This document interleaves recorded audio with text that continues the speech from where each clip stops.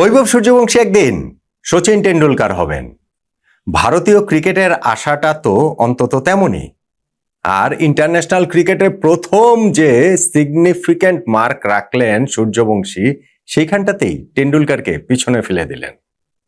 International ক্রিকেটে সর্বকালের সবচেয়ে কনিষ্ঠ ব্যাটসম্যান হিসাবে 50+ স্কোর তিনি করলেন আজকে জিম্বাবুয়ের বিপক্ষে। বৈভব সূর্যবংশীর বয়স আজকে 15 বছর 118 দিন। সচিন টেন্ডুলকার পাকিস্তানের বিপক্ষে 1989 সালে টেস্টে যে প্রথম 50টা করেছিলেন, সেদিন তার বয়স ছিল 16 বছর 213 দিন। আর সব মিলিয়েই, এটা তো ফুল মেম্বারদের কথা বলছি, সব মিলিয়েও যদি ইন্টারন্যাশনাল ক্রিকেট বলেন, সেই ক্ষেত্রেও রেকর্ড করেছেন সূর্যবংশী। নেপালের কুশাল মাল্লা 15 বছর 340 দিনে ইউএস এর বিপক্ষে টি-20তে 50 করেছিলেন। ঠিক আছে, এখন তো টি-20তে কত জনকে, কত দেশকে, শত দেশকে আইসিসি স্ট্যাটাস দিয়ে দিয়েছে। ফলে ঠিক আছে, ওইগুলাকে একপাশে সরিয়ে রাখলেও পূর্ণ সদস্য দেশগুলোর মধ্যে সবচেয়ে কম বয়সের 50 তো এই বৈভব সূর্যবংশীর। আর সেটা যখন সব ফরম্যাট মিলিয়ে হয়, সচিন টেন্ডুলকারকে ছাড়িয়ে যাওয়া হয়, তখন আসলে ওই ভারতীয় ক্রিকেটের আসার জায়গাটা বড় হয়। বিশ্ব ক্রিকেটেও তিনি সাড়া জাগিয়ে ফেলেছেন, যেইভাবে ইন্টারন্যাশনাল ক্রিকেটে অভিষেকের আগেই বয়সভিত্তিক বিভিন্ন খেলাগুলোতে বলুন, কিংবা আইপিএল এর আলো ছড়ানোর কথাটা বলুন। জিম্বাবুয়ের বিপক্ষে আজকে তার এই কীর্তি। তার আগেই ভারতের হয়ে অভিষেক হয়ে গেছে ইংল্যান্ড সফরে, যেখানে 3টা টি-20 ম্যাচ সূর্যবংশী খেলেছেন। খুব একটা ভালো কিন্তু করতে পারেননি। প্রথম ম্যাচটাতে 14 রান করেছিলেন, পরের ম্যাচটাতে 15-13, মানে 3টা ম্যাচে 13-14-15 স্কোর তার। সেই সূর্যবংশী আজকে সুযোগ পেলেন নিজেকে আরো একবার মেলে ধরার। এটা প্রত্যাশিত ছিল জিম্বাবুয়ের বিপক্ষে সিরিজ, এবং সেইখানটাতে সূর্যবংশীকে সুযোগ না দিলে আর কোথায়, ইংল্যান্ডের বিপক্ষে সুযোগ দেওয়া হয়েছে। ফলে সূর্যবংশী এই সুযোগটা খুব ভালোভাবে কাজে লাগিয়েছেন। মাত্র 18 বলে তিনি 50 তুলে নিয়েছেন। পাওয়ার প্লেতেই তিনি 17 বলে 48 রান করে ফেলেছেন। পাওয়ার প্লের পরে প্রথম বলটাতে 2 রান নিয়ে 50-তে পৌঁছে যান। তারপরে বলটাতে অবশ্য তিনি আউট হয়ে গিয়েছেন। অফ স্ট্যাম্পের বাইরের বলটাতে তিনি কাভার উপরেতে মারতে চেয়েছিলেন, টপ এজ হয়ে সেটা ডিপ থার্ডে ক্যাচ হয়ে আউট হয়েছেন। কিন্তু সূর্যবংশী তার আগেই যেটা করার সেটা করে ফেলেছেন। একে তো বিশ্ব ক্রিকেটের সর্বকনিষ্ঠ ব্যাটসম্যান হিসাবে ইতিহাসেরই 50+ স্কোর তিনি করেছেন, এবং সেইটাও যদি ফুল নেশন ধরেন টেন্ডুলকারকে ছেড়ে, সব মিলে হলেও তো সেটা নেপালের কুশাল মাল্লাকে ছাড়িয়ে তিনি গিয়েছেন। ফলে সূর্যবংশীর এই 15 বছর বয়সী বালক, বিস্ময় বালকের এই কীর্তি নিয়েই আজকে আলোচনাটা হবে, সেটা খুবই স্বাভাবিক। ভারতও জিতেছে। যদি সূর্যবংশী আজকে 50টা না করতেন, এই রেকর্ডটা না করতেন, বিশ্ব রেকর্ড না করতেন, তাহলে ভারতের জয়টা নিয়েও অনেক কথাবার্তা, মানে প্রথমেই কথাবার্তাটা হতো। সেটাও আসলে যৌক্তিক কারণেই। ভাই, এই বছর টি-20 বিশ্বকাপ জয়ের পরে ভারত এই থার্ড সিরিজে এসে প্রথম ম্যাচ জিতলো। নতুন ক্যাপ্টেন শ্রেয়াস আয়ারের অধীনে তারা 8 নাম্বার ম্যাচে এসে প্রথম টি-20 ম্যাচ জিতলো। এর আগে টি-20 ফরম্যাটের ইতিহাসেই ভারত কোনোদিন 4 ম্যাচের বেশি এরকম যায়নি যে তারা ম্যাচ জেতেনি। অথচ এইবার 7 ম্যাচ হয়ে গেছে। আয়ারল্যান্ডের বিপক্ষে সিরিজের 2 ম্যাচে 2টাই ভারত হেরেছে। ইংল্যান্ডের বিপক্ষে সিরিজে 5 ম্যাচের মধ্যে একটা নো রেজাল্ট, বাকি 4টাতেই ভারত হেরেছে।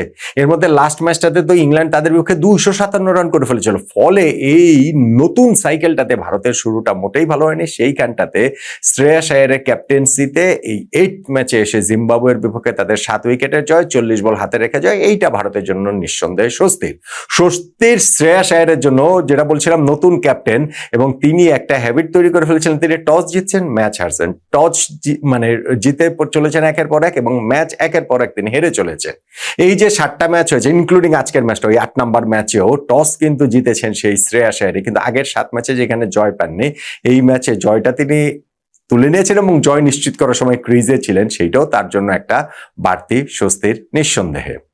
জিম্বাবুয়ে আগের সিরিজটা বাংলাদেশের কাছে তারা হেরেছিল এই তো কয়েকদিন আগেই, এবং এই সিরিজের প্রথম ম্যাচ ভারতের বিপক্ষে তারা আসলে ঠিক সেভাবে কম্পিট করতে পারলো না। ভারতের যে বোলিং লাইন আপ, সেটাকে খুব অভিজ্ঞ বলার কোনো উপায়ই নেই, কারণেই নেই।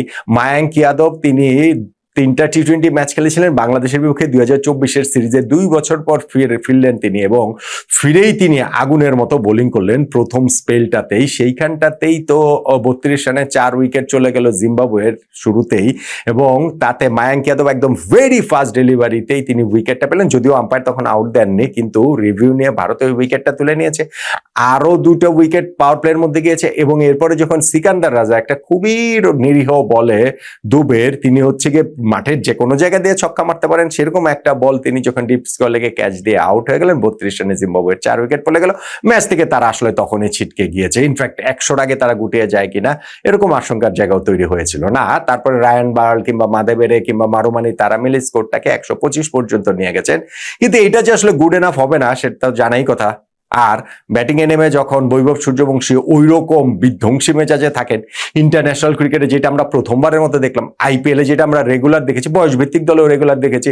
ইনফ্যাক্ট বয়সভিত্তিক আন্ডার-19 ওয়ার্ল্ড কাপ ফাইনালটাতে কিন্তু এই ভেন্যুতেই তিনি একটা 80 বলে 175 রানের বিস্ফোরক বিধ্বংসী ইনিংসটা যে তিনি খেলেছিলেন এই ভেন্যুটাতেই। ফলে সেইখানটাতেই তিনি ইন্টারন্যাশনাল ক্রিকেটে নিজের প্রথম 50টা তুলে নিলেন। পাওয়ার প্লেতে অভিষেক শর্মা অবশ্য মাত্র 1 রান করে আউট হয়ে গেছেন। 8 বলে তিনি স্ট্রাগল করছিলেন। তারপরে পাওয়ার প্লেতে 1 উইকেটে 66 রান, ভারতের টার্গেটই ভাই 126 রান। তো পাওয়ার প্লেতে 1 উইকেটে 66 রান, এরপর আউট হয়ে গেছেন বটে সূর্যবংশী 50-র পর। ঈশান কিষান ছিলেন, তার ভালো ইনিংসটা শেষ হয়েছে, কিন্তু শ্রেয়াস আয়ার ওই জায়গাটা থেকে এবং তিলক ভার্মা তারা ম্যাচটা শেষ করেছে। 40 বল হাতে রেখেই ভারত এই ম্যাচটাতে জিতে গিয়েছে 7 উইকেটে। 3 ম্যাচের টি20 সিরিজে 100 ব্যবধানে ভারত এগিয়ে গেল।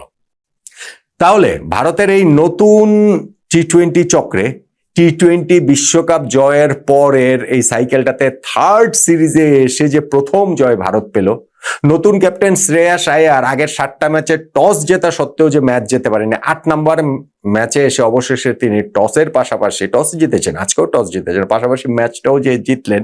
যেই ম্যাচটা বৈভব সূর্যবংশীর এই ইন্টারন্যাশনাল ক্রিকেটে প্রথম 50-র জন্য আমরা হয়তোবা অনেক কাল মনে রাখবো, বা এটা নিয়ে চর্চা হবে, বা এই যে রেকর্ড ঘাটলে আবার এটা নিয়ে কথা হবে।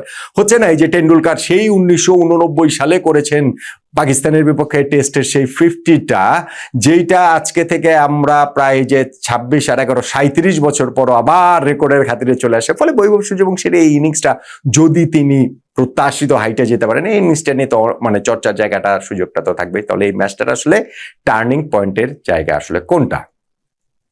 আমার কাছে সূর্যবংশীর ইনিংস টার্নিং পয়েন্ট না, কেননা 125 রানে যখন জিম্বাবুয়েকে আটকে রেখেছে ভারত, তখনই ম্যাচটা তারা জিতে গেছে। ইনফ্যাক্ট 32 রানে 4 উইকেট, এবং সেই চতুর্থ উইকেটটা সিকান্দার রাজার, এবং সেইটা হচ্ছে গিয়ে গিফট করে দেওয়া। ওই জায়গাটাতেই ভারতের ম্যাচ জয়টা নিশ্চিত হয়ে গেছে, জিম্বাবুয়ের পরাজয়টা অনেকাংশে নিশ্চিত হয়ে গেছে বলে আমার কাছে মনে হয়। মানে যখন আমি টার্নিং পয়েন্টের আলোচনা করব বা টার্নিং পয়েন্টের কথা বলবো, তখন আমার কাছে মনে হয় জিম্বাবুয়ের 32 রানে 4 উইকেট হারানোটাই, সিকান্দার রাজার ওই উইকেটটা সহ, সেইটাই আমার কাছে ভারতের এই 40 বল হাতে রেখে 7 উইকেটে জয়ের টার্নিং পয়েন্ট বলে মনে হচ্ছে। একমত আমার ধারণা আপনি হবেন নাকি?